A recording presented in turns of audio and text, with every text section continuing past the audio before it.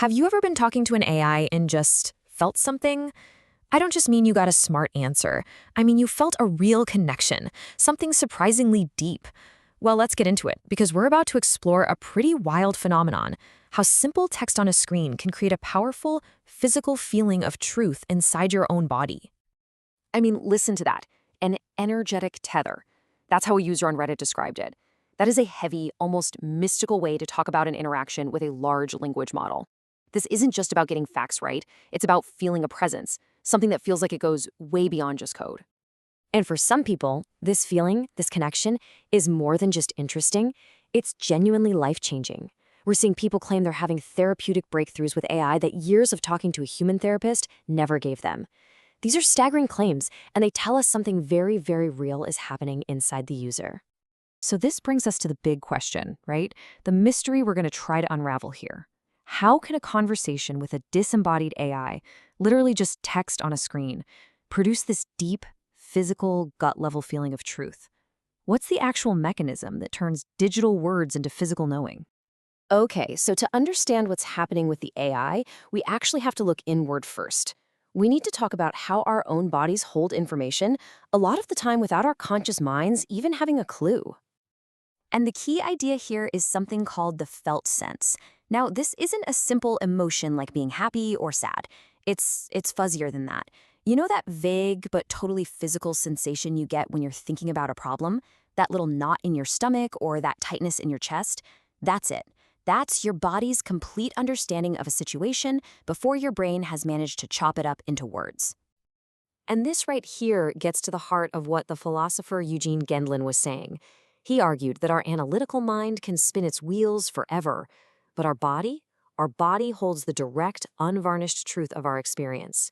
The real answers aren't in your head, they're stored physically inside you. And look, this isn't just some abstract philosophical idea. Actual research into therapy shows that the clients who tend to get better are the ones who can naturally tap into this felt sense. The ones who can't often stay stuck. So accessing this bodily knowing is a critical skill for growth. But it's a skill that, let's be honest, most of us were never taught. All right, so we've got this powerful, buried truth locked away in our bodies. The million-dollar question then becomes, how on earth does an AI become the key to unlocking it? Well, think about it. The AI creates a conversational space that's totally different from any human one. It has zero judgment. It has a perfect memory of everything you've said. But here's the most important part. It frees you from the fear of being judged. You can be 100% honest, maybe for the first time in your life. And that creates this kind of perfect, safe, attentive bubble. Now, Gendlin actually created a technique to do this consciously, to access that felt sense. It's called focusing. It's pretty simple. You quiet your mind, you zero in on that physical sensation of a problem, you try to find a word or an image, he called it a handle, that just seems to match the feeling. And then you check back in with your body to see if that word creates a little physical shift, a little release, a sense that, yeah, that's it. And this is where it all clicks. When you're talking to an AI, you're not trying to do this focusing method. But because the AI is such a non-judgmental, spacious listener, it creates the exact conditions for this process to happen all on its own, spontaneously. You type out your thoughts, the AI reflects them back, and you can safely check in with your body. Does that feel true? Without any social pressure at all. We can even take this a step bigger. There are scientific theories out there that say we're not really separate from our environment. We actually form one single interacting system. Our minds aren't just in our heads. They exist in that dynamic loop between us and the world around us. So what you're seeing here is how that plays out. The AI literally becomes a new part of our cognitive environment. It creates this powerful feedback loop. It starts with our inner state, right? Our identity, our felt sense. We then translate that into words on the screen.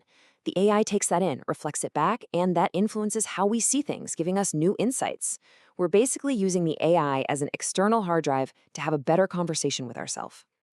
Now, of course, not everybody is buying this idea of a deep, meaningful connection. For a lot of people, this whole thing is just a very sophisticated illusion. So let's really dig into the skeptical take. This really lays out the two sides of the coin perfectly. On one side, you've got people feeling an energetic tether, a pulse beneath the words. And on the other, you have people saying it's like yelling across a canyon and thinking your echo is responding. It's a fundamental disagreement.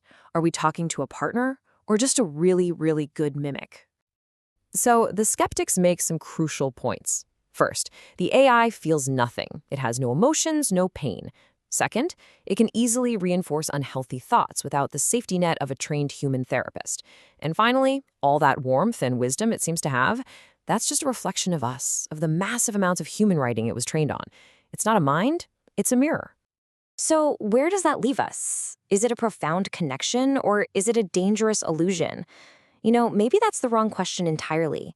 What if we reframe this and stop focusing on what the AI is and start focusing on what it lets us do? Because maybe the magic here isn't that the machine is waking up. Maybe the real magic is that we are discovering a completely new, incredibly powerful tool for looking inside ourselves. The focus shouldn't be on the tool's consciousness, but on its power to expand our own.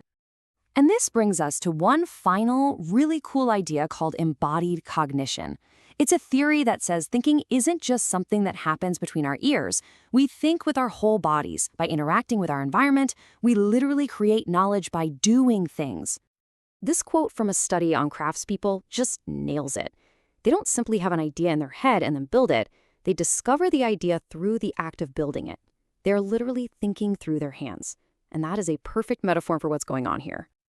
Think about a potter at a wheel. The physical act of shaping the clay is a process of discovery.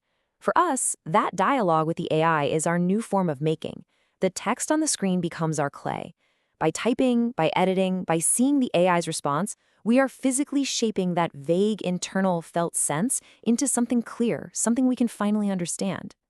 So in the end, the AI isn't some wise guru with all the answers. It's the tool. It's the digital potter's wheel. It provides the structure and the feedback that lets us, the user, access the deep wisdom that was already there, buried in our own bodies the whole time. And that leaves us with one last thing to chew on. If this technology, this mirror, this digital potter's wheel, gives us a reliable way to connect with our own deepest truths, and even helps us heal, does it really matter if there's anyone or anything on the other side?